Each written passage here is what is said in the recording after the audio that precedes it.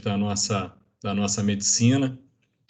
E eu não posso deixar, eu não consigo esconder que eu sou um fã da cardiologia e eu tenho certeza que essa sessão vai ser extremamente rica, já que a gente tem desde Laennec aí, a Einthoven, enfim, fonocardiograma, eco, módulo M, unidimensional, color Doppler, tomografia, enfim. E além de toda a semiologia cardiológica, que sempre foi extremamente rica. Então, eu não tenho dúvida que a gente vai ter uma sessão extremamente interessante. Nosso residente, o Igor, aí já é repetente, né, Igor? Então, está aí com a gente já fazendo mais de uma sessão. Queria agradecer a todos presentes, a todos que vão ajudar aí. Já vi que o Ganime vai apoiar, o Spinetti, o Daniel Rabichofsky, enfim, doutor Marco Matos. Não sei se gostaria de falar alguma coisa. Muito boa noite a todos, mais uma vez. Boa noite a todos novamente. Eu acho que a gente, Paulo, porque a sessão, para não se tornar muito longa, a gente cumprir aí os 60 minutos até as 8 horas da noite, o Igor vai trazer 2 casos de pacientes que foram internados lá na nossa unidade. E a gente está trazendo como debatedores o Pedro Spinetti e o Daniel Ganime, que são rotinas da unidade, o Daniel Rabchovski. Além de ser rotina, ser cardiologista, ele também é especialista em ecocardiografia, um assunto que ele gosta bastante, e o Daniel vai apresentar as alterações ecocardiográficas. Então, eu acho, Paulo, que a gente já poderia começar de imediato. Com certeza. Eu já recebi aqui um puxão de orelha da doutora Daniele Gujanchi, que eu não falei nada da cintilografia, enfim, dos métodos nucleares, enfim, peço perdão e espero que você contribua bastante também. Muito obrigado pela participação, Dani. Então vamos começar, por favor. É com o Igor. Cadê o Igor? Só compartilhando com vocês a tela aqui.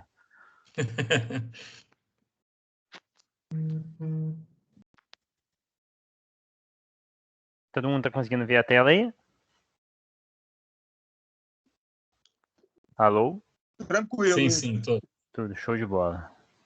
Só mudar aqui. Então vamos começar. A gente vai falar sobre 2 casos. Me chamo Igor, sou residente R2 de cardiologia do Hospital de Rio. E nós vamos falar, são 2 casos que a gente vai discutir em diagnósticos diferenciais em cardiologia. Começando, o primeiro caso é uma paciente de sexo feminino, 79 anos, casada, brasileira, natural do Rio de Janeiro, tá? Que deu entrada na emergência com um quadro de dor torácica. Isso foi no dia 28 de setembro, uma dor torácica retroesternal, em apeito, de início súbito, sem relação com esforço físico, iniciou em repouso, de forte intensidade, que fez com que ela procurasse atendimento na emergência. Na admissão, ela mantinha esse quadro de dor de mesmas características, tá? De comorbidades, é uma paciente que era hipertensa, diabética, DPOC, depressão e tem uma doença arterial obstrutiva periférica, tinha até inclusive um stent em líquido direito, tá? E na admissão a gente foi realizado o eletrocardiograma dela. O eletrocardiograma dela, que assim, de cara a gente consegue ver realmente que tinha um supradesnivelamento do segmento ST em parede inferior, né, D2, D3 e AVF, com imagem em espelho, né, em parede anterior, parede lateral. Então, esse paciente, de imediato, foi realizado contato com a hemodinâmica, tá? E foi submetido à coronariografia de urgência. Coronariografia essa que mostrou que era um paciente que tinha múltiplas lesões, mas as principais eram uma lesão de 80% na coronária direita, seguida de uma lesão subtotal de 99%, e a outra lesão também bastante importante, que era de CX, uma lesão de 80% em terço proximal. E aí foi tratada CX e CD com sucesso, sem intercorrências, tá? 2 stents farmacológicos, e esse é o eletro no pós, tá? Pós-angioplastia lá já na nossa unidade. Então a gente consegue ver que teve uma melhora ali do supra, assim, isso é evidente, né? E o paciente chegou a estar evoluindo bem. Então é bom, nesse ponto, para a gente poder entender o que é o caso, é uma paciente que deu entrada com a gente no dia 28 de setembro. Então ficou na nossa unidade dia 28, né? Um pós-angioplastia, IAM com supra, evoluindo clinicamente bem. E o que ocorreu foi que no dia 30, né, na verdade, dia 29, a gente tem o eco dela, o Daniel acho que não entrou ainda. Aí eu não sei se, Marco, não sei se você consegue dar uma comentadinha sobre o eco, enquanto ele não entra.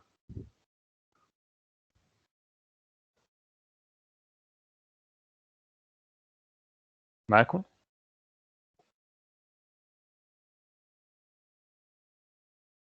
Oi, Igor. Oi. Consegue dar uma comentadinha para mim no eco enquanto o Daniel não entra? Claro, eu vou tentar, porque Tá pelo celular aí, né? R3 em eco foi em 1995. Já tem 26 anos. Não dá para Mas, comparar com o Daniel não, com certeza. com eco. Mas eu acho que dá. Põe aí. Vamos lá. A gente consegue, deixa eu até acelerar um pouquinho aqui, porque a imagem tá um pouquinho lenta. Então, Passar de novo aqui. porque em movimento está muito lento, né? Quer que eu acelere Esse um é um pouquinho? Eu acelero um pouquinho aqui. Esse é um corte apical 4 câmaras e em alguns momentos entra a aorta, ele passa a ser 5 câmaras, em que a gente visualiza bem a parede lateral do ventrículo. Tinha que estar mostrando aí, né? A parede Eu mostro lateral aqui, ó. do ventrículo esquerdo e o septo interventricular. Septo aqui, parede lateral. O pessoal vê que a função ventricular global é preservada. Teria que ir para um corte transverso. Tem aqui. Pera aí, acho que eu tenho próximo aqui. Não. Esse só tinha esse do dia 29, só tinha esse corte mesmo que a gente pegou. O Daniel tinha separado. Mas aqui, a princípio, mostra, né, uma função normal do Função VE. global. Isso, função global normal, exatamente. Tem o laudo aqui, né, que a gente consegue ver que foi realmente ali, função histórica global preservada em repouso, tinha uma cinesia ali de parede inferior, segmentos basal e médio, decorrente talvez ali do infarto, né, que esse paciente foi a causa de procurar emergência, mas de resto nenhuma alteração, cava normal, não tinha derrame pericárdico, uma paciente clinicamente bem, isso no dia 29. Lembrando que no dia 28 que ela deu, que foi a admissão em que foi submetida a angioplastia, tudo isso. E aí o que aconteceu? Que no dia 30, essa paciente vinha clinicamente bem, no dia 30 a nossa surpresa foi que ela iniciou com um quadro de dor torácica, internada no hospital, tá? Com um quadro de dor torácica, associado a um edema agudo pulmonar hipertensivo, chegou a uma pressão ali de 180 de sistólica, né, na ocasião, com necessidade de VNI, diurético terapia e tridil, tá? Esse é o eletro que a gente fez quando ela teve esse quadro. Tá, o eletro não mudou tanta coisa, o QT talvez ficou um pouquinho largo, né? Teve uma inversão de T de parede inferior, provavelmente decorrente do infarto, né? Que ela apresentou, que não tinha anteriormente. Isso, lateral alta também. Então, assim, mas nada agudo ali no momento, né? Que justificasse todo esse quadro dela que ela estava apresentando. E, inclusive, a gente dosou troponina no momento, né? Ela deu entrada com uma troponina de 9.891, chegou o pico, né? Caiu a 9.201, e a troponina que a gente colheu após ela ter esse quadro de dor torácica, o edema agudo, tudo isso, era uma troponina que mantinha em queda. Então, a gente não tinha nenhum eletro mostrando alguma coisa, não tinha troponina aumentando, na verdade, troponina em queda, e ficou essa dúvida nossa. Agora que a gente para aqui, que eu vou chamar o Dr. Marco, o Dr. Daniel Ganimi, Pedro, para a gente poder discutir o seguinte: o que a gente poderia pensar no diagnóstico desse paciente? Um paciente que faz dor torácica em um edema agudo pulmonar hipertensivo, após um IAM com supra de parede inferior, que foi angioplastado, colocou stent, procedimento realizado com sucesso. O que poderia estar causando esse quadro todo nesse dia 30 de setembro aí com ela? Com eletro sem alterações agudas e troponina ainda em queda.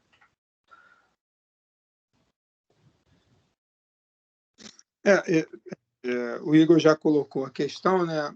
Eu acho que a gente poderia ouvir inicialmente o Pedro Spinetti ou algum outro colega que esteja assistindo a sessão, se quer fazer um comentário sobre esse edema agudo de pulmão. Igor, você não botou quais foram os valores da pressão arterial? Então, a pressão, eu não coloquei aqui, eu ia falar mesmo. Foi uma pressão de 180% sistólica, tá? Você chegou a dar uma desaturadinha, mas nada de outro mundo. frequência, mantinha ali, a frequência a gente viu, né, em torno de 75, 80 pelo eletro que foi feito, e a ausculta dela, que tinha de exame físico alterado, a ausculta pulmonar e estertores difusos, reduzida em bases. E o raio-x, eu não consegui buscar no sistema, né, não dava para, eu até apertei e não abriu, mas o raio-x dela, na ocasião, a gente tem registro que era um raio-x com gesto. Entendi. E, o Igor, e com as medidas iniciais de diurético, nitroglicerina, houve redução da pressão arterial e melhora da congestão ou ela manteve a congestão pulmonar? A congestão melhorou, tá? Não 100%, mas teve uma leve melhora. Tá? E a pressão também caiu. Chegou ali, ficou em torno de 140, 150 sistólica e manteve. Que a gente tem registro no prontuário. Você quer comentar essa... que o nome da sessão é Diagnósticos Diferenciais, que o Igor colocou. Você quer comentar, Pedro, essa complicação que a paciente faz? Eu não sei se essa hipertensão arterial foi reativa ou se realmente essa hipertensão causou esse quadro todo de congestão pulmonar. Pedro, você quer comentar?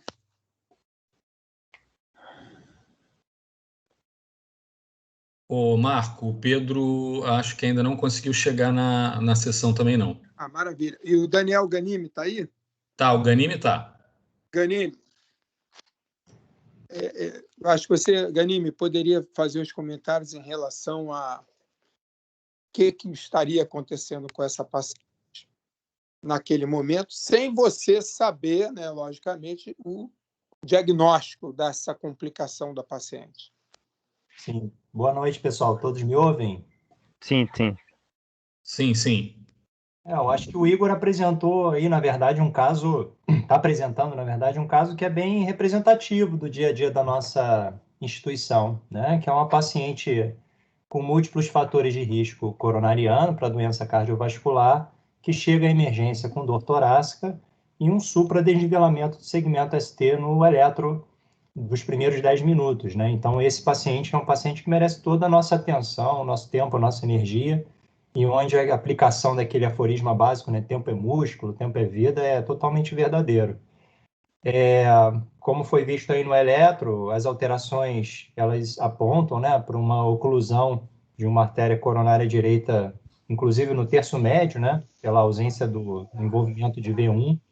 É sempre importante a gente, quando tem um infarto de parede inferior, a gente também rodar as derivações do lado direito do precórdio para poder identificar a presença de infarto de VD associado, mas nesse caso, a ausência de supra em V1 reduz a probabilidade da gente ter envolvimento do ventrículo direito. E eu diria até mais interessante ainda, esse eletro ele aponta até para uma precocidade da apresentação do infarto agudo do miocárdio, porque a gente tem uma onda T ainda muito elevada, né? A gente chama hiperaguda, já com o supra no segmento ST se desenvolvendo. Então, é uma fase hiperaguda a aguda, né? Ela já não é mais hiperaguda, porque tem o supra do ST, mas ela ainda representa, talvez, a primeira hora do infarto. Observem que a gente não tem onda Q de necrose ainda formada. As alterações recíprocas, né, que são importantes, elas reforçam muito a etiologia obstrutiva coronariana epicárdica no eletro. Outro ponto que me chamou a atenção também foi a ausência de progressão da onda R, né, de V1 até V3, que poderia justificar aí numa paciente diabética um infarto anterior silencioso prévio. Então é isso, eu acho que a paciente foi muito bem encaminhada, a gente vê pelo eletro pós-angioplastia primária, pós-intervenção coronariana primária, que o supra do ST reduziu significativamente, né, talvez quase 100%, né, e não houve uma formação de onda Q relevante aí na parede inferior, ou seja, a gente conseguiu salvar uma quantidade importante aí de músculo cardíaco, e a paciente permaneceu até então, nesse momento que o Igor traz agora aqui para a discussão do diagnóstico diferencial em CLIP1. A impressão que dá pela descrição dele é que houve uma instabilização aguda do quadro, né? Então, quando isso acontece, a gente tem que pensar em alguns diagnósticos diferenciais. Hoje o Paulo teve com a gente lá na unidade, né, Paulo? E a gente falou da importância da gente sempre trabalhar a elaboração de diagnósticos diferenciais. Inclusive, essa é uma recomendação que visa salvaguardar a segurança da assistência ao paciente, porque ela evita o erro médico, né, que é o chamado erro de diagnóstico. Então, como vocês sabem, na prática médica a gente tem vários vieses cognitivos, e um viés que é muito comum, porque depois a gente pode aprofundar melhor, mas para não sair muito, é o viés do fechamento prematuro do diagnóstico, né? O médico costuma utilizar o sistema 1. Então, quando a gente elabora vários diagnósticos diferenciais, a gente força realmente nosso raciocínio clínico para tentar entender qual que é o padrão que melhor se encaixa dentro do que está sendo apresentado para o paciente. E aí a gente tem que pensar, acho que nesse caso, em algumas complicações. As complicações do infarto, né? Então, a gente tem as complicações mecânicas do infarto, e isso vai muito variado da apresentação clínica. Então, a gente tem desde insuficiência mitral isquêmica, a gente tem rotura de músculo papilar, a gente tem rotura de parede livre do ventrículo, CIV, formação de aneurisma. Cada uma dessas complicações se apresentam aí de uma forma clínica diferente, mas me chama a atenção a presença de hipertensão arterial, e que eu acho que falaria contra a presença dessas complicações mecânicas e o fato do infarto ter sido na parede inferior e não na parede anterior. Um ponto que o Igor ressaltou aí foi a avaliação da troponina. E aí tem alguns... a gente tem que ficar alerta para algumas questões. Primeiro, que essa é uma troponina ultrassensível. Segundo, é que a gente já está partindo de níveis muito elevados de troponina. Então, eu acho que a precisão, a fidedignidade dessa avaliação sequencial da troponina para o diagnóstico de reinfarto, ela não é significativa. A gente tem que residir mesmo na apresentação clínica, hemodinâmica e na eletrocardiografia. E aí, quando a gente compara o eletro de agora com o eletro anterior, eu particularmente não vejo assim grandes alterações, né? Não houve basicamente alteração eletrocardiográfica nem alteração proteinácea, né, de troponina no exame de sangue. Eu precisaria de um exame complementar aí para corroborar melhores hipóteses, seria a ecocardiografia mesmo. Alguém quer fazer algum comentário sobre até esse ponto, antes do Igor prosseguir?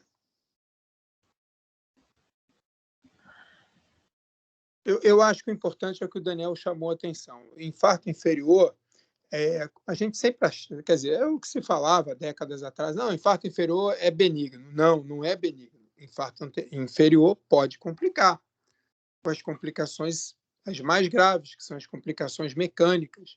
O paciente pode entrar em congestão pulmonar por fazer uma taquiarritmia, né? Então, a gente sempre tem que a gente sempre tem que tomar muita atenção com o infarto inferior. É um infarto como outro qualquer. Ele tem lá as suas complicações, pode fazer um BAVT, né? Então, a gente tem que ficar de olho nesses pacientes.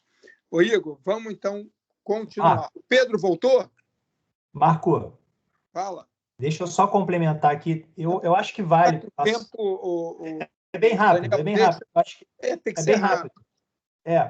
Se a gente for analisar mais criticamente esse eletro, aí a gente pode pensar aqui que talvez haja um aumento do intervalo QT, mas aí a gente tem que aplicar, né, aquela fórmula do QT corrigido de Bassett, mas olhando aqui em D2 longo, talvez aparente aqui um QT alargado. Mas a gente vai ter mais elétrico, Daniel. Sim, e um infra do segmento ST também V4, V5, que eu acho que não estava muito evidente no eletro anterior. Alterações de onda T na parede inferior no pós-infarto, mas eu acho que isso também não tem grande relevância para o diagnóstico diferencial. Você pensaria também uma oclusão subaguda do estente? Tem mais de 24 horas. Com esse eletro, não. Mas a ausência de supra não exclui essa hipótese diagnóstica. Não, mas Pedro Spinetti está aí ou não? Então, o Pedro está com um problema no note dele, não está conseguindo abrir. Ok, sem problema. Igor, então vamos continuar. Vamos lá. Então, como o Daniel mesmo falou, né, devido à quantidade de diagnósticos diferenciais que a gente poderia pensar nesse momento, precisaria realmente de exames complementares, né, para a gente poder começar a pensar e entender por que essa paciente fez esse quadro de dor torácica e esse edema agudo pulmonar hipertensivo. Então, foi realizado o eco, tá, na ocasião. Daniel já chegou já, né? Tá aí, Daniel? Estou aqui sim. Show de bola.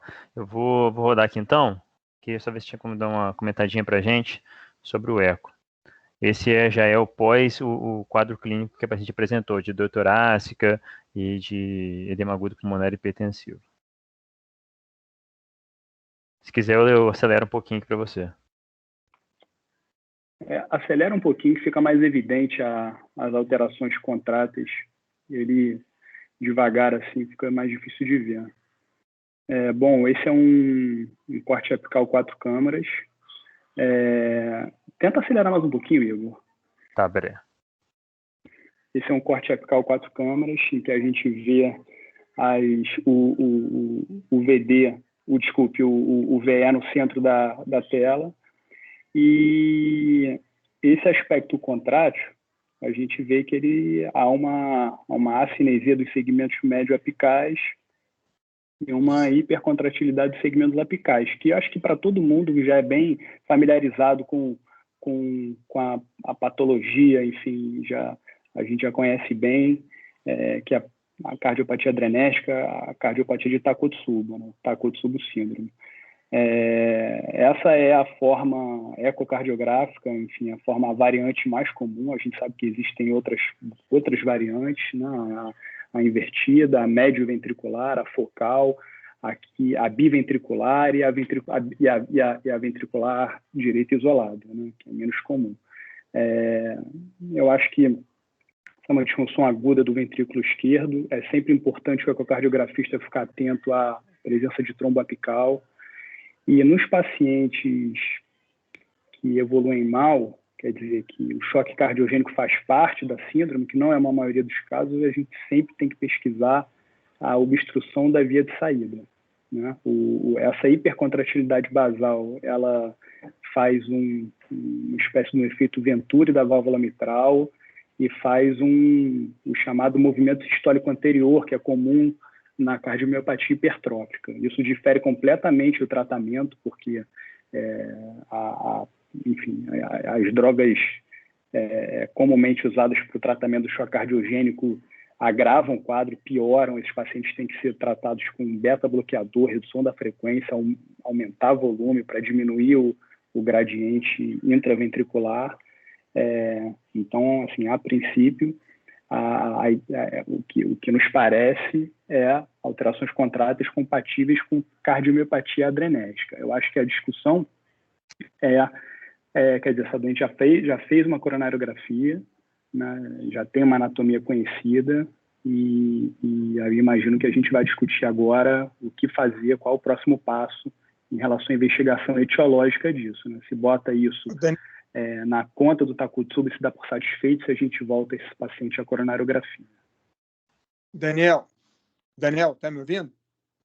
Tô te ouvindo, Marco. Só para fins de esclarecimento. O primeiro eco, a função ventricular global do ventrículo esquerdo era preservada, com uma alteração segmentar da parede inferior, própria do infarto de parede inferior. Agora, nesse evento, a função global dessa paciente, qual é a alteração que tem? Leve, moderado ou importante?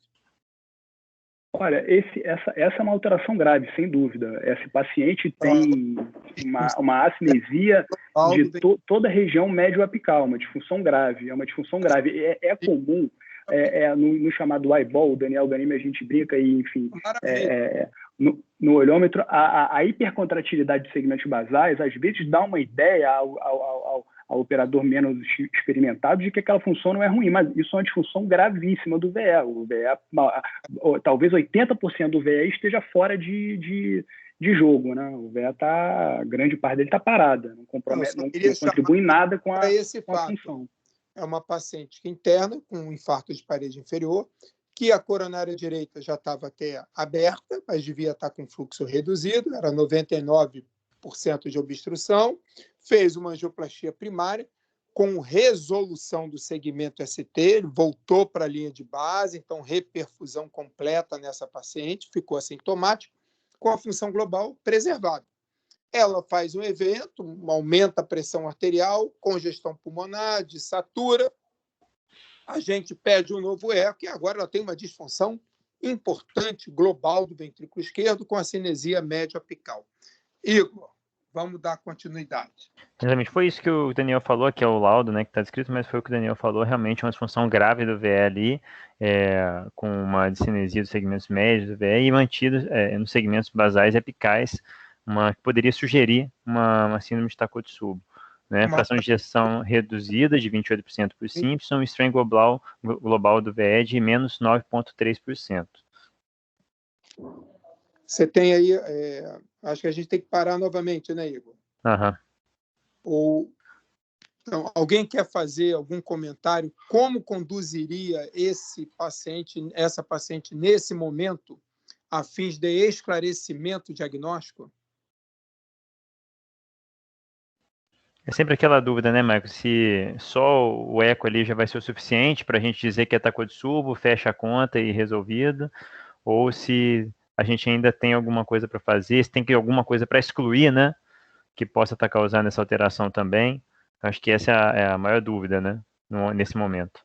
É verdade. O CAT prévio dela, a alteração era na marginal, que foi angioplastada, e na coronária direita. E tinha uma lesão de 40% na descendente anterior. E tinha uma lesão de 40% na descendente anterior e tinha uma marginal também com 70% no terço proximal. No terço proximal. Só que a alteração aí, nessa alteração agora é global e mostrando uma discinesia médio-ventricular, médio-apical. Ô, Marco, vou fazer uma pergunta. Deixa eu fazer uma pergunta bem rápida. Esse espessamento maior nas porções basais do VE, próximo ao trato de saída, ali próximo ao anel mitral, eles levam de alguma forma a como se fala, algum grau de estenose ali no trato de saída do VE, algum grau de gradiente entre o VE e a aorta por essa desorganização estrutural da contração miocárdica? O Daniel, acho que já até falou, se o Daniel Rabchovski quiser falar novamente, é porque você tem ali um movimento sistólico anterior da válvula mitral que obstrui o trato de saída do ventrículo esquerdo e pode levar também a insuficiência mitral. Daniel, é isso? Marco, é isso mesmo. O Paulo está perfeito no questionamento dele. Enfim, isso pode ser confundido com a miocardiopatia hipertrófica assimétrica septal, né? Mas a grande questão é que na hipertrófica septal você tem um alongamento do aparato subvalvar mitral, você tem um alongamento das cordoárias mitrais e quando você abre a via de saída, você tem o efeito Venturi, né? Então você leva todo esse aparato valvar mitral ele projeta-se em direção à via de saída. Na cardiopatia de Takotsubo, isso se dá em função da hipercontratilidade, tá? E pode haver sim, e é um evento muito grave, que muitas vezes é responsável por choque cardiogênico desses pacientes. Ok, obrigado. Perfeito, isso aí. E aí, alguém quer, como eu havia perguntado aqui, como é que a gente vai conduzir para o diagnóstico dessa paciente? Se isso é Takotsubo ou não é Takotsubo, a gente precisaria de um novo cateterismo cardíaco, porque tem uma lesão na descendente anterior de 40%, ou se isso é um infarto, fazendo uma acinesia da porção média do ventrículo. Daniel Ganimi.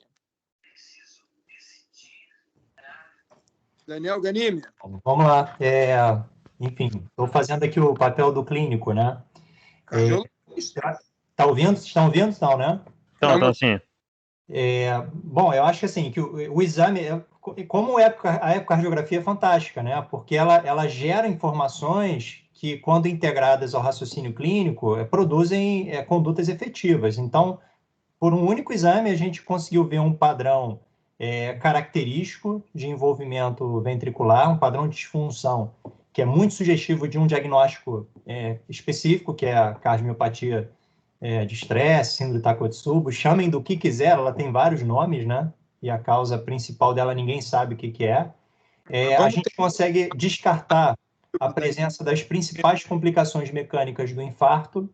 a gente consegue desassociar, né, a disfunção da artéria culpada do infarto, né? E a gente não poderia justificar essa disfunção toda por um stent colocado na coronária direita, até mesmo na CX, e ao mesmo tempo a gente sabe pela coronariografia prévia do paciente que ele não tinha nenhuma lesão obstrutiva na descendente anterior.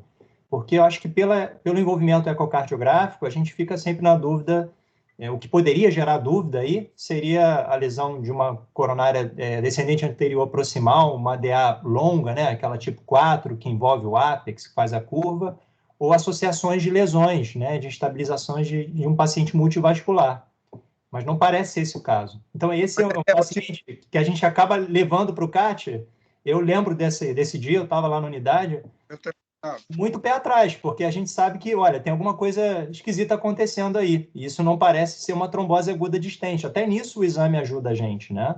O eletro já não sugeria, a falta de elevação marcante dos marcadores, ainda que a troponina muito elevada, e um eco que também não sugere, né? Muita disfunção para ausência de elevação de marcadores. Então, a gente tem que pensar nesse diagnóstico. E aí a gente tem vários critérios, né, Marco? Começou com o critério da Mayo Clinic, depois evoluiu para o European Task Force, e a gente tem agora o Intertac, que é o mais interessante. Score Intertac, Marco, quanto é que era dessa paciente? Ué, o residente aqui é o Igor, cara. Oi, Marco. Não, o score Intertac dela, realmente, eu estava na evolução, acabei esquecendo de colocar o score Intertac dela. Mas tinha na evolução. A gente precisa ser conciso, porque ainda tem mais um caso e a sessão acaba às 8 horas, são 7h33. O Intertac dela é 67 pontos, doutor Marco. Oi? Intertac dela é 67 pontos. 67, olha que beleza, Daniel. Você precisaria de mais algum método para afastar uma doença coronariana aguda? A conduta é coronariografia de urgência. Eu acho que ninguém vai... Coronariografia de urgência. Eu acho que ninguém vai propor alguma rota diferente dessa, né? Até para você poder firmar esse diagnóstico, eu não vejo como essa paciente instável do jeito que está, né? Diante dessa alteração da função ventricular esquerda nova, né? Poucos dias depois de uma angioplastia primária, não retorne à sala de hemodinâmica. Mas a gente retorna meio contrariado, porque a gente sabe que tem alguma coisa esquisita acontecendo, né? É verdade. Mesmo com esse Intertac de 65, né? 67 pontos, uma probabilidade de 79,8% de Takotsubo. O European Task Force ele coloca o seguinte: se você tem um Intertac maior do que 70, né, e o paciente está estável, você até poderia privá-lo de fazer uma coronariografia. Você teria que oferecer para ele algum outro exame para avaliação anatômica, como a angiotomografia coronariana. Mas aqui a angiografia coronariana ela vai ter também vários benefícios. Primeiro, ela vai permitir afastar o diagnóstico diferencial, que é um diagnóstico grave, que mata, né, que é uma nova oclusão coronariana, e aí a gente tem como intervir rápido, ou ratificar, né, ou corroborar essa outra hipótese diagnóstica, cujo tratamento é autolimitado, né? O tratamento é de suporte, a evolução é autolimitada. Muito bem. Na maior parte das vezes, né? O que a gente fez na unidade, Igor? Então, esse paciente, a gente optou por realizar a coronariografia dela, né, no caso, e aí, realmente, tinha uma função ventricular esquerda, ele botou até como preservado na coronariografia, tá? Mas, assim, de forma geral na coronariografia, mas uma ausência de doença obstrutiva coronariana e stents prévios em CD e CX. Não tinha nada que justificasse esse quadro todo.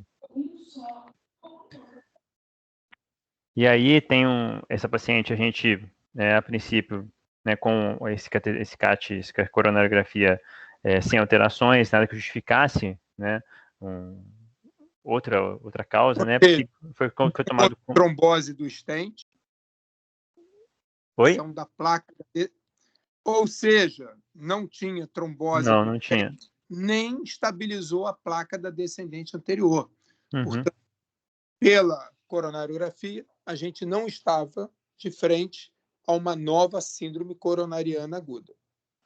Isso. E aí, a princípio, a gente tomou como realmente uma síndrome de Takotsubo, né, que o tratamento, como o Daniel Ganimeus realmente falou, é um tratamento mais de suporte. E aí, no dia, até uma evolução rápida, no dia 3/10, foi feito um novo eco dessa paciente.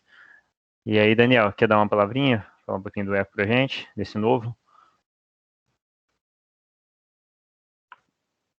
Você só não falou, Igor, do eletrocardiograma com alargamento do QT, né? O eletro dela da QT, na verdade, a gente, na verdade, ficou igual aquele ali. Tinha um pouquinho maior o QT, mas foi no dia 3 aqui mesmo. Nesse dia aqui, ela manteve um eletro com QT um pouquinho alegado. Mas não mudou muita coisa, não.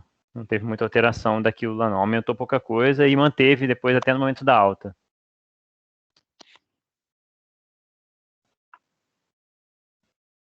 Daniel? Oi, vamos lá. Show, vamos lá. Para rodar. Esse aqui é o eco que foi, no caso, dia 3/10. É um eco pós o quadro todo, né? Vou acelerar para você.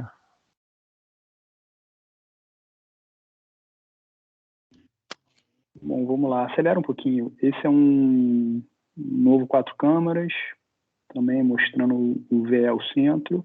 E por essa imagem aparece a função completamente revertida. Não vejo nenhum sinal aí de alteração contrátil, nenhuma das paredes. Lembrando que nessa incidência a gente está vendo no centro septo interventricular, a porção inferior, porque a aorta está fechada, o ápice, a ponta do VE, e à direita de quem está olhando, a parede anterolateral. Né? Um exame completamente normal, ao meu juízo. Parece ter revertido totalmente a função. O VD também é normocontrátil. Enfim, não vimos a parede inferior depois do infarto, mas parece que estava recuperada, não é isso? Isso, estava recuperada também. Tá? A princípio é isso. Realmente Oi, Fábio. Só aqui, ó, é porque eu lembro bem desses eletros, porque eu que escaneei junto com você. Uhum. Ela tem o intervalo QT, Daniel Ganimi, ela tem o intervalo QT do dia 1º de outubro de 572 milissegundos, QT já corrigido pela frequência cardíaca. E ela chega a ter 588 milissegundos de QT. É mais um dado que corrobora para o Takotsubo. Sim, obrigado, Marco. E mais alguma coisa? Não, pode seguir. Não, show. Então o eco realmente foi o que o Daniel falou, né? A função ali agora que já estava prejudicada, tinha uma fração de ejeção muito reduzida, agora uma função histórica global e segmentar do VE preservada em repouso, uma função diastólica de VE grau 2, tá? Mas o restante, dentro da normalidade, uma PSAP de 26, ausente de derrame pericárdico e uma cava norma distendida, ou seja, um paciente que ele fez realmente alteração sugestiva de Takotsubo, uma coronariografia sem alterações novas, tá? E um eco que mostrou uma reversão do quadro, a função voltou ao normal, né? Então, assim, o que a gente até botei aqui são dois relatos de caso, que é importante a gente ver disso, é que realmente foi uma paciente que fez uma síndrome de Takotsubo pós um infarto agudo do miocárdio, com supra-ST, né? E isso é importante para a gente ver, porque o que a gente fala muito é que o Takotsubo ele tem um estímulo adrenérgico, né, que desencadeia todo o quadro, e não necessariamente a gente vê a maioria das vezes um estresse emocional, uma discussão, alguma coisa desse tipo, mas que o estresse pode ser variado, pode ser de qualquer um. Inclusive, no caso dela, a princípio, o estresse foi o quadro de infarto que ela procurou a emergência. E nesse caso especificamente, o Ganimi chegou a levantar na literatura e ele encontrou apenas 2 casos. Que são esses aí? Isso. E um desses relatos, na verdade, que tem os 2 relatos de caso, né, de Takotsubo em pacientes internados com infarto agudo do miocárdio. Então, pode ser o 3º caso publicado, né? Por isso que a gente guardou todas as imagens, eletros dessa paciente para a gente poder escrever e tentar publicar. Eu acho que é isso aí mesmo, Marco. A gente chama daquelas síndromes de overlap, né? Onde a gente tem dois diagnósticos superpostos, né? Isso. Não foi um overlap verdadeiro, porque que já foi descrito também, que é quando você tem o Takotsubo acontecendo no mesmo momento que tem uma artéria coronariana fechada. Acreditem se quiser, tá? Então, eu acho que até os critérios estão evoluindo muito nesse sentido. Os critérios da Mayo Clinic colocavam, na verdade, que você não poderia ter as duas condições juntas. Depois, os critérios do European Society mostrou que você pode ter uma lesão coronariana obstrutiva, porém, o envolvimento miocárdico não poderia ser justificado por aquele envolvimento daquele território daquela artéria. E hoje em dia a gente sabe que a gente pode ter, inclusive é uma das etiologias que estão sendo pressupostas aí, a rotura incompleta de uma placa. Então tem muitos fenômenos que poderiam justificar o Takotsubo hoje, né? Então espasmo multivascular, toxicidade pela própria liberação das adrenalinas, neuropeptídeo Y. A gente não sabe nem se o Takotsubo é uma doença cardiológica, se ela é uma doença neurológica, psiquiátrica. E o diagnóstico é quase sempre retrospectivo, né? A gente precisa demonstrar reversibilidade daquela disfunção, daquele padrão de disfunção ventricular. E outra coisa, né, Daniel? Como se achava muito tempo atrás, não, Takotsubo é benigno. Não, não é benigno, não. Tem pacientes que evoluem com complicações gravíssimas, como as arritmias ventriculares, tromboembolismo sistêmico, trombo apical que emboliza, choque cardiogênico, que o próprio Rabichovs falou da fisiopatologia, o que leva ao choque cardiogênico, a obstrução da via de saída, insuficiência mitral aguda, e também a própria insuficiência cardíaca aguda, que evolui para um estágio mais avançado. Então, Takotsubo não é benigno como a gente achava no início. Exatamente. Mortalidade intra-hospitalar de 4%, 5%.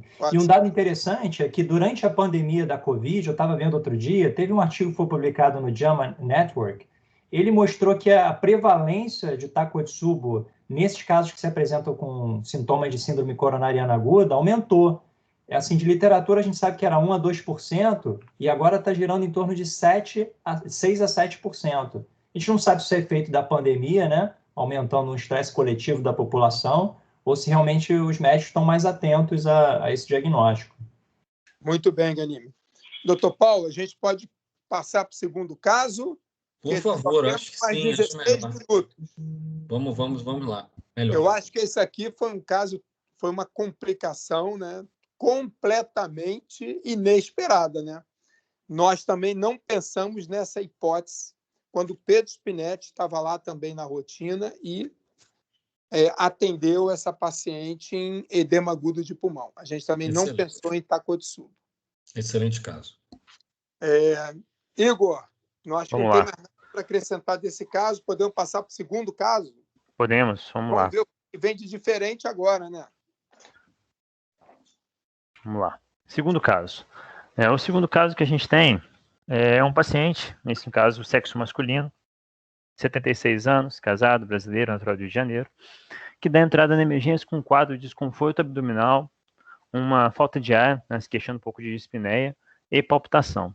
Então, ele no dia 10 de março, agora desse ano, procurou a emergência, relatando, né, esse quadro de desconforto abdominal, náuseas, queda do estado geral, uma leve dispneia e palpitação, né? E tem um detalhe que ele já vinha em uso também de levofloxacino ambulatorialmente para tratar uma infecção de trato urinário. Ele tinha uma urinocultura do dia 5 de março com uma E. coli multissensível. Né? De história patológica pregressa dele, que a gente tinha um paciente obeso, hipertenso, tinha linfoma não Hodgkin folicular, né? A última QT tinha sido no dia 20/2, né? Faziam aí 20 dias que tinha feito a última QT. Derrame pleural, tinha um relato, né, prévio de derrame pleural, que foi necessário pela urease direita, e tinha também uma nefrectomia parcial à direita por neoplasia, segundo informações que nós colhemos com o paciente, tá? Mas é um paciente que deu, assim, a princípio, embora todo esse quadro, ele tinha um exame físico, né, com uma frequência um pouco realmente aumentada, uma frequência de 120, mas restante dos sinais vitais estáveis, clinicamente bem, bom estado geral, conversando, interagindo com o examinador, uma ausculta pulmonar preservada, ausculta cardíaca, um ritmo cardíaco irregular, em 2 tempos, né? Estava batendo a 120, mas sem nenhuma outra alteração no exame físico. E aí foi realizado um eletro na emergência, que mostrou que ele tinha um eletro realmente de fibrilação atrial. Só peço desculpa que realmente a gente não conseguiu recuperar esse, até na época a gente tirou para poder guardar, eu acabei perdendo esse eletro, mas a gente tem um relato, né, das evoluções, eletro com fibrilação atrial, tá? E devido a essa fibrilação atrial, foi solicitada internação na nossa unidade coronariana para estabilização do quadro. Tá? Esse paciente, além do eletro, do quadro clínico todo, ele chegou a fazer exames de sangue, exames laboratoriais, que não mostrou nenhuma alteração aguda, nada infeccioso, nada demais que precisasse de algum tratamento, né? Então, a gente fez um eco dele na entrada, na admissão do setor, que eu vou chamar mais uma vez aí a ajuda do Daniel para discutir aqui comigo. Posso rodar aqui, Dani? Pode, vamos lá. Vamos lá. Ele tinha, só para a gente antecipar, o Daniel falar isso, ele tinha uma janela muito ruim, o paciente obeso, né? Então não está dos melhores aqui a janela dele, essa primeira. Esse doente era um paciente com sobrepeso, com obesidade, uma janela super difícil. Essas imagens foram feitas a muito custo, com janela subcostal, enfim, da maneira que fosse possível aí pelo time do ECO. Tá? Não sei se vocês conseguem visualizar bem pelo vídeo, mas o que a gente tira... Primeiro, que o que mais me chama a atenção é uma gordura pericárdica ali bem evidente. Mas, enfim, esse doente tinha uma função sistólica global do VE normal, uma função ventricular normal de VE e do VD. Isso a gente consegue evidenciar bem. É claro que alterações segmentares mais detalhadas, enfim, às vezes é difícil você dizer com janelas tão complicadas, mas a função global é nitidamente preservada. Tá? É mais ou menos isso. Esse é o tipo do eco que a gente tenta dizer mais como do que quanto. Né? A gente tira a informação que é possível, mas, enfim, que a gente pode dizer que é uma função global preservada. Isso, exatamente isso. Função global preservada de VE, que conseguiram ali, né? Realmente tudo, a análise estava realmente prejudicada pela janela, mas a princípio nenhuma alteração aguda, nada demais ali no eco. E aí o que aconteceu com ele foi o seguinte, então esse paciente ele foi internado na nossa unidade, a princípio uma FA aguda, e aí foi optado por agendar, né, um eco transesofágico e fazer uma cardioversão desse paciente no outro dia. Tá? Então o eco foi feito no dia 10, dia 11, foi programado a gente fazer isso, o paciente ficou em dieta zero, e aí o que aconteceu, que aí é o grande luz agora desse caso, é que é o seguinte, durante a indução anestésica para a realização do ecocardiograma transesofágico, esse paciente ele acabou apresentando uma bradicardia acentuada, hipotensão, baixo débito cardíaco e instabilidade hemodinâmica, associado a uma redução importante do nível de consciência. Sendo assim, foi necessário realizar uma intubação orotraqueal nele de urgência, no setor. Mesmo assim, o paciente ele evolui com uma PCR em AESP, com duração de aproximadamente 3 minutos, que foi revertida após a administração de adrenalina e após iniciadas as manobras de RCP. Isso aqui, ele reverte, só que ele sai em um ritmo de TV com pulso. Nesse ritmo de TV foram tentadas 3 tentativas de cardioversão ali no setor, porém sem sucesso também. Foi iniciada a infusão de amiodarona, aumentada a infusão de noradrenalina, associado à vasopressina, e acabou que ele conseguiu reverter e retomou para o ritmo dele de FA, com uma frequência ali de aproximadamente 120 batimentos por minuto. Né?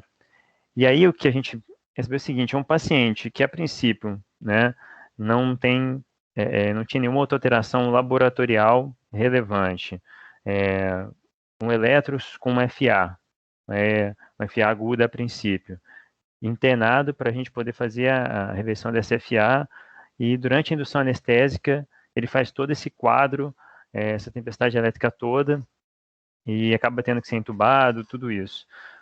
O que a gente faz agora, né? Para onde a gente parte? O que a gente pode pedir? O que a gente pode pensar nesse paciente?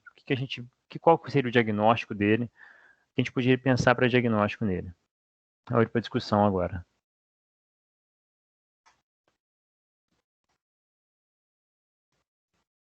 Dr. Daniel Ganimi, Dr. Marco.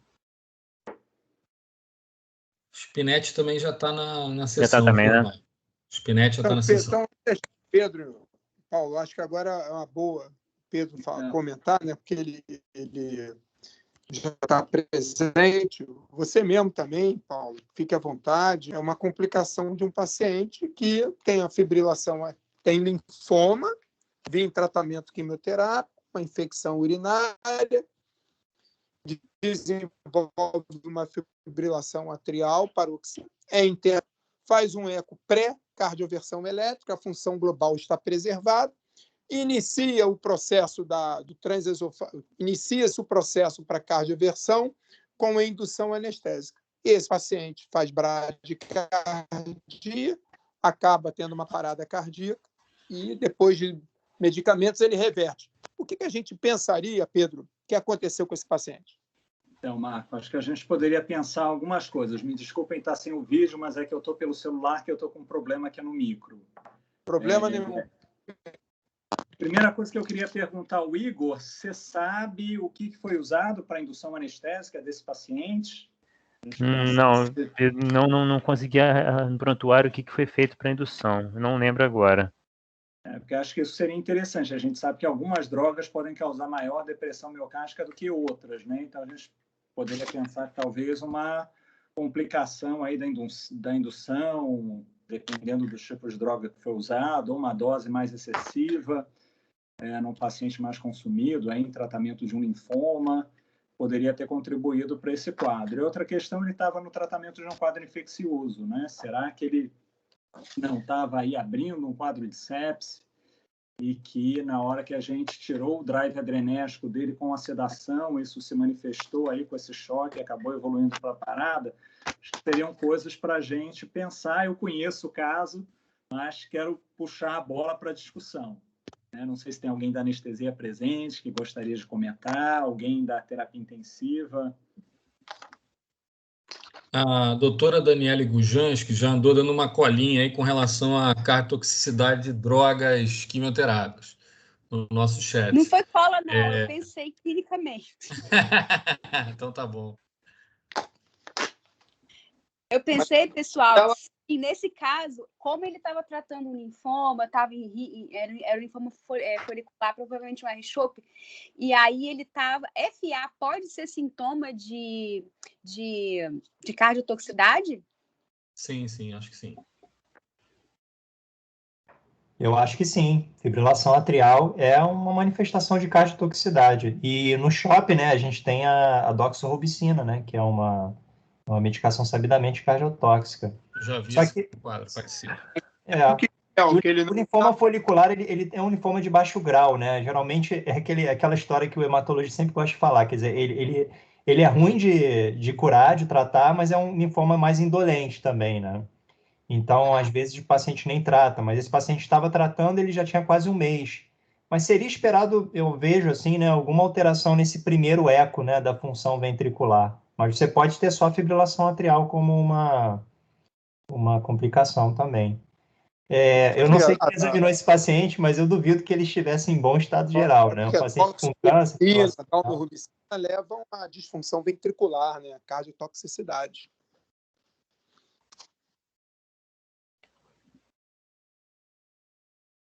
Então, e aí o achado do eco seria uma disfunção global, certo? Sim, o mais frequente com esse tipo de droga que o Daniel comentou, doxorubicina, daunorubicina, entendeu? É o mais comum. Fibrilação atrial é uma arritmia muito comum, né?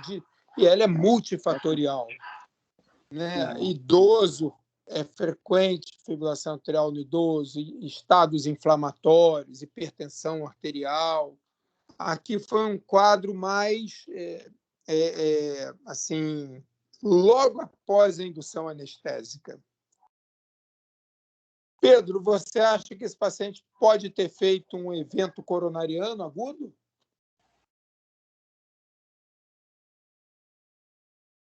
Não seria a minha principal hipótese, mas é uma coisa que acho que a gente tem que pensar. O paciente que estabiliza agudamente aí durante a sedação e faz uma PCR, sobretudo em ritmo de taquicardia ventricular, a gente tem que pensar na possibilidade de etiologia isquêmica como causa, né?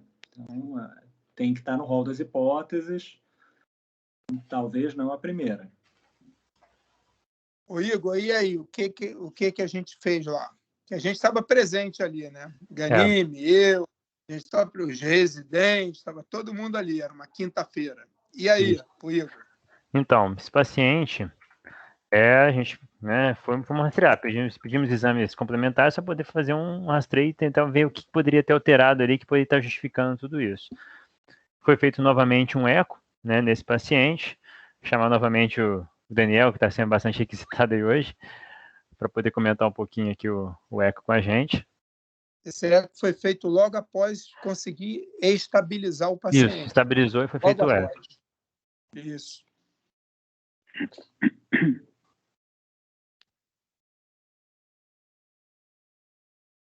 Aumenta a velocidade, Igor.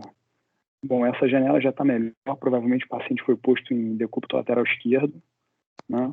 É um 4 câmaras e já é um aspecto de função completamente diferente do anterior. Uma disfunção grave e que também nos remete à cardiopatia de Takotsubo, né? Com a acinesia de todos os segmentos médio-apicais. O que chama mais atenção, além do possível deflagrador, é a gravidade desse doente, né? Esse doente evolui muito grave e, enfim, como o Marco falou, que no passado falava-se em uma doença de curso benigno, a gente sabe que não é, mas também não é o mais comum a gente ver um choque cardiogênico dessa natureza. E aí que vem aquela pesquisa sempre da obstrução da via de saída. Eu acho que, se tratando de Takotsubo, a gente eleva a discussão, quer dizer, no passado, há uns anos atrás, era uma entidade nova, hoje em dia a gente vê com muita frequência o grande interesse desses casos que o Igor está mostrando é o fator desencadeador, né? Uma síndrome coronária e, dessa vez, uma sedação. Isso realmente não é nada comum na nossa prática. Eu acho que a gente eleva a discussão quando a gente fala do... Eu estou falando um pouco mais do que só o eco. A gente eleva a discussão quando a gente fala... Quando a gente fala de obstrução da via de saída nos doentes com choque cardiogênico, quando a gente fala em QT longo, que o Marco e o Daniel aí falaram muito bem, olha, aí passa, Igor. Esse eco a gente vê um fluxo na via de saída, você vê que o Collor ele mostra bem que não há turbilhonamento. Ou seja, embora você não veja perfeitamente todo o aparato valvar e a via de saída, mas você vê o fluxo perfeitamente azul, não tem aquele mosaico que denota aumento de velocidade. Então, assim, não há obstrução da via de saída. Mas, como eu estava dizendo, a gente eleva a discussão quando a gente fala em pesquisa de QT longo, em pesquisa de trombo apical nesses pacientes com balonamento apical e pesquisa de obstrução da via de saída nos pacientes com choque cardiogênico. Eu me lembro quando eu estava na emergência ainda, uma paciente com Takotsubo, fazendo TV incessante, essa paciente foi para o CAT e tinha coronários completamente normais, a gente precisou fazer lidocaína, foi um caso super difícil. A gente teve um caso na emergência também de uma paciente jovem, não sei se vocês vão lembrar, que fez um quadro de AVC, e o eco mostrou um trombo apical num coração estruturalmente normal, um caso incrível. A gente aventou a possibilidade dessa paciente ter feito um Takotsubo que reverteu, já chegou para a gente com a melhora da função. Enfim, um diagnóstico retrospectivo nunca é fácil, mas eu acho que é isso. O recado, além dos deflagradores fantásticos aí, e se não inéditos, improváveis, é a gente levar a discussão e lembrar sempre do trombo apical, da obstrução da via de saída, do QT longo. Aí eu acho que a gente começa a discutir no mais alto nível. Vai lá, Igão. A princípio é isso mesmo. Né? Coloquei aqui, nem coloquei o laudo todo, botei só realmente isso, é um VE com dimensões capitárias aumentadas, função sistólica global grave, com uma fração de injeção por Simpson de 16%, tá? Mostrando a cinesia de todos os segmentos médio-apicais, com melhora da quantidade apenas nos segmentos basais, que também sugeria Takotsubo. E como semelhante ao outro caso, né, também foi submetida a coronariografia para a gente poder descartar qualquer doença coronariana nesse paciente. Né? Aqui a gente tem a coronária direita, né? A coronária direita mostrando se tem nenhuma obstrução, né? A coronária direita é limpa, e grande, né? Provavelmente ali uma dominação. Precisa do Daniel Rabichoves. Vai lá, Igor. A coronária direita, né, que a gente vê que não tem lesão obstrutiva, né, que poderia estar causando esse quadro, uma coronária direita limpa, grande, né, longa, provavelmente ali uma dominância direita, né, da circulação, e vai até lá na ponta. A gente tem, também foi feito, né, a coronária esquerda, que a gente consegue ver a DA e a CX, também sem obstruções, né, nada que justificasse todo esse quadro clínico do paciente. E também foi feito a ventriculografia, que mostrou ali uma disfunção grave, né, do VR, né, ele não contrai direito, mas aqui a ponta realmente ali mais parada, tá? Ventriculografia. Então é isso, aí o laudo, né, mostrando só a hipocinesia realmente difusa grave, volumes aumentados, e a conclusão ali, uma disfunção ventricular esquerda grave, coronárias livres de obstruções significativas, e esse paciente interessante foi que quando a gente chamou, na ocasião, foi numa quinta-feira, a gente chamou até o Márcio Macri, né, que estava de sobreaviso, ele veio e a gente na ocasião toda foi colocado, a gente acabou funcionando, né, no quadro todo que ele apresentou, a gente acabou funcionando uma veia profunda para poder passar o marcapasso, teve dificuldade para encunhar, e aí ele encunhou o marcapasso, né, no posicionamento do marcapasso lá na radioscopia, e também, devido ao quadro todo que ele estava apresentando, o paciente estava grave, com aminas, estava com dobuta, estava com várias medicações, ele colocou também um balão, né, intraótico para poder dar um suporte para o paciente. Tá? E aí o que aconteceu é o seguinte, esse paciente, infelizmente, ele não teve um desfecho tão bom, né, quanto a paciente do primeiro caso, que teve alta. Ele, infelizmente, é um paciente que, isso foi no dia 11, no dia 12 ou 13, exatamente, eu não lembro agora a data, mas 12 ou 13, que esse paciente acabou indo a óbito, né, infelizmente. E aí eu queria abrir para discussão, se alguém tem alguma pergunta, alguma coisa, Daniel quer falar alguma coisa, tanto Ganini quanto Rabichovski, Dr. Marco, Pedro. Posso falar, Marco? Pedro, Paulo, claro! Esse caso eu assisti bem, porque foi numa quinta-feira, né, que é um dia que eu faço uma jornada lá no hospital, e é exatamente isso. Acho que o Igor ele enfocou os pontos mais interessantes aí do caso.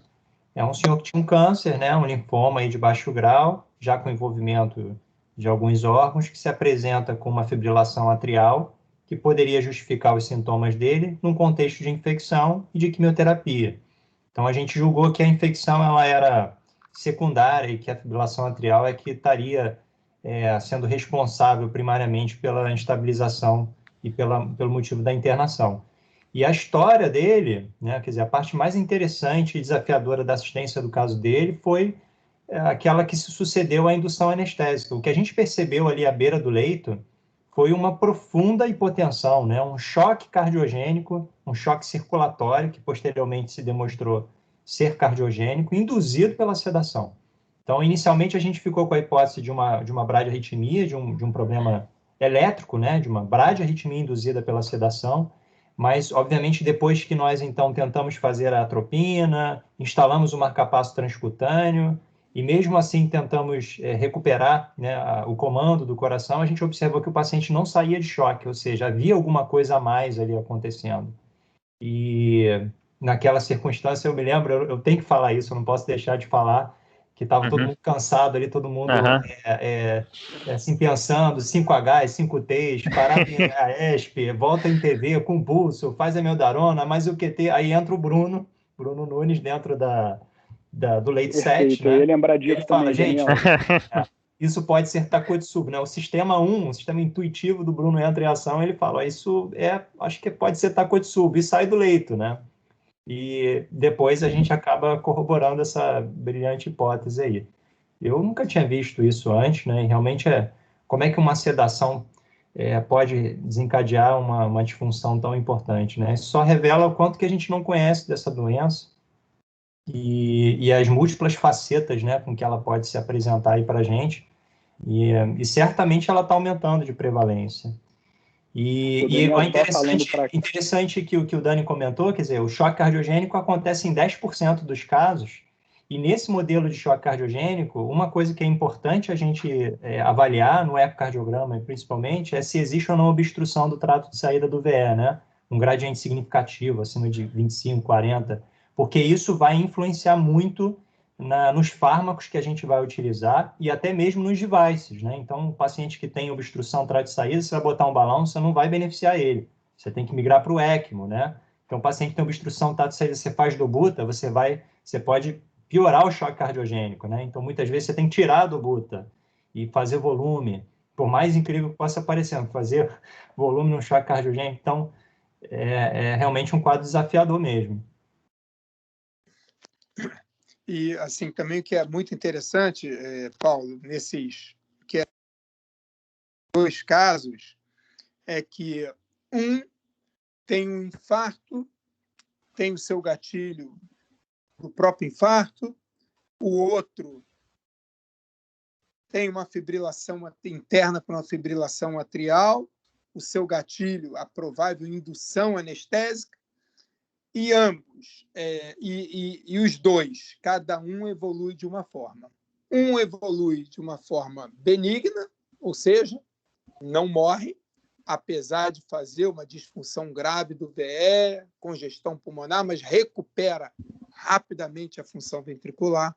E o outro, infelizmente, evolui em choque cardiogênico, refratário às medidas farmacológicas, ao suporte circulatório, e acaba indo a óbito em menos de 48 horas.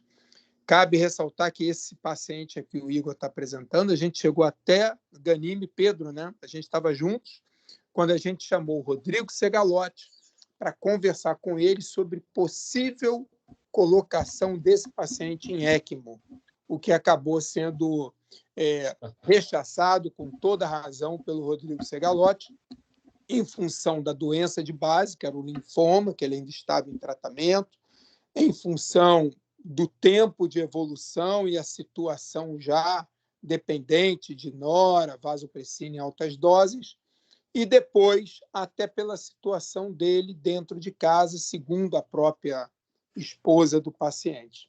Ele acaba evoluindo a óbito.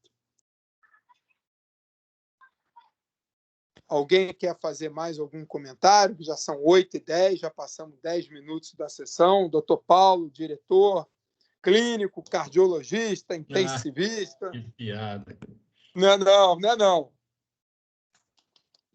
Eu acho que tem que abrir a palavra ao grupo todo, se alguém quer acrescentar alguma coisa, se alguém tem alguma pergunta, enfim. Não sei se alguém quer acrescentar alguma coisa nos casos.